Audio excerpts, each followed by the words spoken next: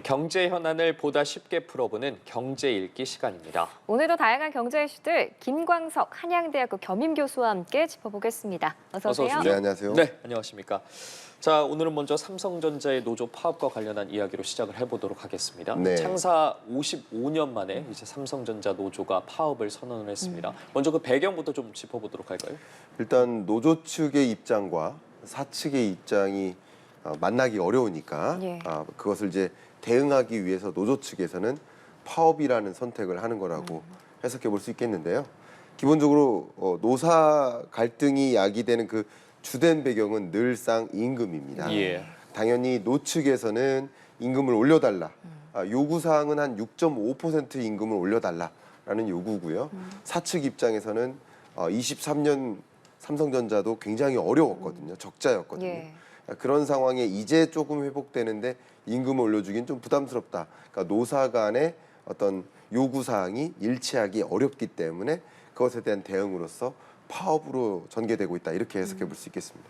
지금 현재 삼성전자에 총 5개의 노조가 있고 네. 이번에 파업을 선언한 조합원이 전체 직원의 22% 수준인데 이것도 뭐 적지 않은 숫자거든요. 예. 거기다가 대부분이 반도체를 담당하는 DS 부문 직원이라고 해요. 네. 파업이 정말 현실화가 된다면 네. 여파가 작지는 않을 것 같은데요. 어쨌든 사측으로서는 엄청난 고심에 예. 놓일 수밖에 없겠고요. 예. 저도 어제 마침 그 삼성전자 DS 부문 인사 담당자들을 만났었는데 예. 물론 사측 입장에서는 굉장한 고민인 거고요. 또 노측에서는 당연한 요구사항이라고 할 수도 있겠죠. 뭐가 옳다 그르다를 논하기를 떠나서 삼성전자 사측 입장에서 봤을 때 상당한 고민이 되겠죠. 이 삼성전자 이 반도체 공장을 보시면 교대제로 운영이 될 것 아니겠습니까? 예. 근데 22%가량의 노동 참여가 줄어든다라고 한다면 이 생산 시스템 자체가 좀 마비가 걸릴 수 있겠죠.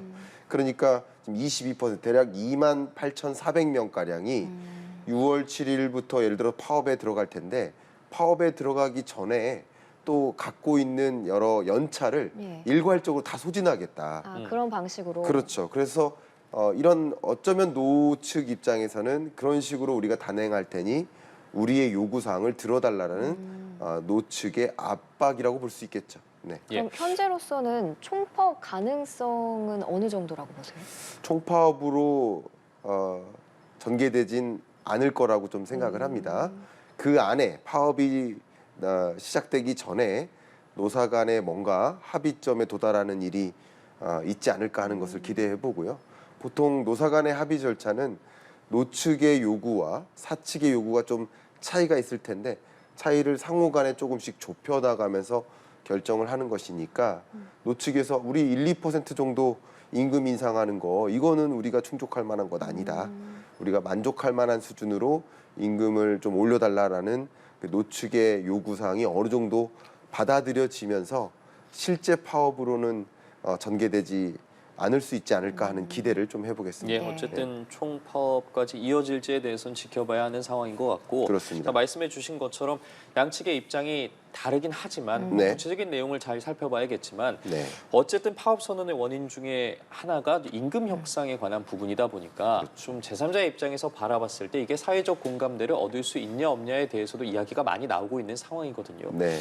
관련해서 지금 삼성전자의 평균 임금에 대해서는 어느 정도 수준인 겁니까? 그러니까 이 평균 임금에 대해서 말씀을 드리면 또 시청자 여러분 입장에서는 그렇게 많이 받나 하는 생각을 하실 수도 있습니다. 그렇죠. 평균 1억 2천만 원 정도의 평균이. 연봉을. 그런데 직장인, 그러니까 월급쟁이 근로자가 우리나라 전체 취업자가 한 2,700만 명 되거든요. 그중에 대략 한 2,100만 정도가 소위 말하는 임금 근로자, 월급쟁이입니다. 예. 근데 그 2,100만 명의 취업자 중에 임금 근로자 중에 상위 4%에 달하니까 이 상위 4%에 달하는 소위 1억 2천 수준의 연봉 근로자들이 또 임금을 6%, 7% 올려달라는 이런 요청이 사회적으로는 공감을 받을까 하는 또 의문이 있는 거죠. 그런 면에서 좀 여러 가지 갈 길이 굉장히 탄탄하지 않다 이렇게 말씀드리겠습니다. 지금 삼성전자 상황을 보면 네. HBM 시장에서는 SK하이닉스에 좀 밀리는 모습이고 또 얼마 전에 엔비디아의 HBM 납품하기 위한 테스트를 아직 통과하지 못했다 이런 보도도 나왔잖아요. 네. 외부적으로도 좀 해결해야 할 과제들이 산적한 상황인데 예. 지금 내부 문제까지 터졌습니다. 좀 앞으로 이 위기를 극복해 나가기가 힘들어 보이는데 어떻게 보세요? 현재로서는 설상가상입니다. 예. 그러니까 말씀하셨던 것처럼 기술 추격이라는 면에서 워낙 AI가 대세고 또 AI 서비스를 제공하기 위해서 엔비디아를 비롯한 AI 반도체 산업이 폭발적으로 성장하는데 그 AI 반도체가 구동되기 위해 반드시 필요한 HBM 시장, 예. 고대역폭 메모리 시장이 커집니다. 근데 이 엔비디아에 납품하는 HBM 같은 경우는 SK하이닉스가 거의 독점하다시피 하고 있고 일정 부분이라도 엔비디아에 이 HBM을 공급하고 싶은 삼성전자의 의지가 좀 꺾였습니다. 왜냐하면 테스트를 받았는데 적격 아니다 이렇게 예. 평가를 받았어요. 어쩌면 기술 추격이라는 면에서도 예상 밖으로 못 미치고 있는 상황이고요. 그게 주가에 반영되면서 영향을 받은 거죠. 근데 여기에 하나 더해서 생산이라는 면에서도 또 다른 차질을 빚을 수 있겠구나 하는 우려가 되니까 이게 결과적으로 HBM을 제외한 나머지 메모리 반도체 영역에서도 좀 생산 차질이 있겠구나 하는 부정적 기대감이 주가에 반영되면서 또 한 번 영향을 받은 상태 이렇게 볼 수 있겠습니다. 그래서 예, 이번에 이 반도체 사업 부문에 부문장이 바뀌었잖아요. DS 부문장이. 네. 이건 어떻게 보셨어요? 네, 부문장의 교체는 말 그대로 삼성전자가 기술 추격이라는 이런 방향성에 있어서 엔비디아의 어떤 테스트를 통과하지 못했다? 이것은 굉장한 뼈아픈. 그럼요. 그러니까 이것을 뭔가 체계적으로 바꿔나가겠다라는 위기의식을 갖고 대응한 사례라고 볼 수 있겠고요. 이 부문장 교체 이후에 또 이 DS 사업 부문에 또 세부 부문들이 있거든요. 그 세부 부문들의 임원도 향후 이제 교체를 하면서 뭔가 지금과 같은 양태가 아니라 기술 추격의 정말 말 그대로의 모습을 보여주고자 특히 HBM 시장에서 삼성전자의 지위를 올려놓고자 하는 방향성을 지속할 것으로 현재 판단하고 있겠습니다. 네. 예, 알겠습니다. 저희 이번엔 주제를 좀 바꿔보도록 하겠습니다. 교수께서 또 경제 전문가신데 복권도 종종 구매하십니까? 복권 예. 구매는 저는 아직 안 해봤습니다. 한 번도 안 개인적으로 안 해보셨어요? 해봤습니다. 저는 네. 좋은 꿈을 꿨을 때 종종 구매하는데 네. 꿈은 꿈일 뿐이더라고요. 뭐 그렇습니다. 당첨되시는 분들도 항상 계시겠지만 네. 자, 관련한 내용을 좀 살펴보면 지난 1분기에 이제 복권을 구매한 가구가 10가구 중에 한 가구 정도 비중이라고 해요. 최근 5년 동안 이게 가장 높은 수치라고 하는데 네. 그런데 그 지출한 금액은 좀 줄어들었다고 하더라고요. 네, 이 부분은 좀 어떻게 살펴봐야 일단 될까요? 우리나라 전체 가구 수가 한 2,200만 가구 됩니다. 그 중에 10%면 220만 가구가 현재 가구 기준으로 이 복권을 매수했다라고 예. 볼 수 있겠죠. 그러니까 복권을 매수한 가구 수는 전체 가구에서 많은 비중을 차지하는 그 정도니까 네. 더 많은 가구에 걸쳐서 복권을 구매하는 행태가 나타났다. 그러나 한 단위 한 단위의 복권 지출액은 좀 줄었다. 네. 이렇게 해석해 보면 좋겠고요. 또 지출액이 줄어든 배경 중에는 복권 가격이 좀 인하됐죠. 아. 과거에 뭐 한 2,000원 됐던 것이 1,000원 단위로 인하되는 과정에서 복권 구매량이 줄었다기보다는 가격이 떨어져서 전체 총 지출은 줄 수도 있겠다. 뭐 이런 여러 가지 것들이 복합적으로 작용한 결과라고 볼 수 있겠습니다. 네.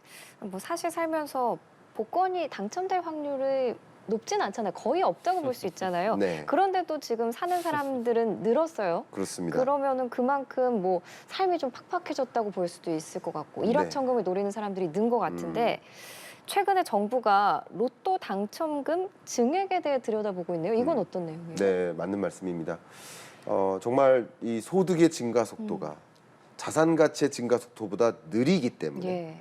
그냥 내가 열심히 성실히 일만 하면 사실은 결론적으로 더 가난해지는 모습에 우리 놓인 거예요.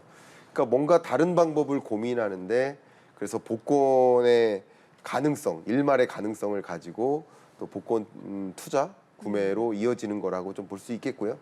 특히 앞에 말씀하셨던 220만 가구 중에 소득 수준으로 나눠 보면 1분이 저소득층, 그리고 5분이 고소득층, 보다 3분이 중소득층이 많이 구매합니다. 예, 맞아요. 이런 것들도 지배적으로 내가 소득은 좀 나름 괜찮은데 소득보다는 자산 가치가 급격히 상승하니까 뭔가 방법을 찾아보고자 복권 구매로 이어집니다. 다만 복권을 구매해봤자 옛날에는 복권 당첨되면 뭐 정말 엄청난 뭐 예. 아파트 부를 한 채 그쵸, 구매할 아파트 수 한 채 있었잖아요. 당연하죠. 예. 근데 이제 복권 당첨 금액이 이제 쪼그라들면서 예. 복권 당첨돼도 소위 아파트 못 산다가 예, 되는 요즘은 못 거죠. 사죠. 그런 관점에서 이 복권 구매로 좀 이어질 수 있도록 좀 자극하기 위해서는 당첨금을 좀 올려야 된다 하는 이제 정부 측의 고민도 하고 있는 거라고 볼 수 있겠습니다. 그렇게 만약 당첨금을 높이려고 하면 어쨌든 판매가도 올릴 수밖에 없을 텐데 그렇죠. 교수께서는 아직 구매를 안 해보셨다 하니까 네. 객관적인 시각에서 바라보실 수 있을 것 네. 같습니다. 어느 정도까지 올려야 좀 적정 수준으로 올릴 수 있다고 보십니까? 네, 일단은 뭐 그것은 사람에 따라 차이가 있겠지만 일단 조세재정연구원에서는 그 적정 가격을 이번에 1,207원으로 선정을 했습니다. 1,207원. 예. 가장 적정한 복권 가격은 1,207원 정도 되지 않느냐라고 판단한 겁니다. 그러니까 이 부분을 좀 존중하겠고요. 기본적으로 당첨금을 올리려면 복권 가격도 올려야 되니까. 예. 예. 그러면 이제 구매하고자 하는 의지는 꺾이죠. 특히 저소득층 같은 경우는 맞아요. 먹고 살기 바쁜데 어떻게 복권을 삽니까? 그러니까 가격을 무조건 올려서 복권 당첨금을 올리는 것도 만사는 아니에요. 그러니까 여러 가지 고민들을 함께 하면서 적정 가격을 좀 논해야 되는 시점이라고 생각합니다. 예, 알겠습니다. 오늘 복권과 관련해서 경제 읽기 김광석 한양대학교 겸임 교수와 함께 짚어봤습니다. 고맙습니다. 고맙습니다. 감사합니다.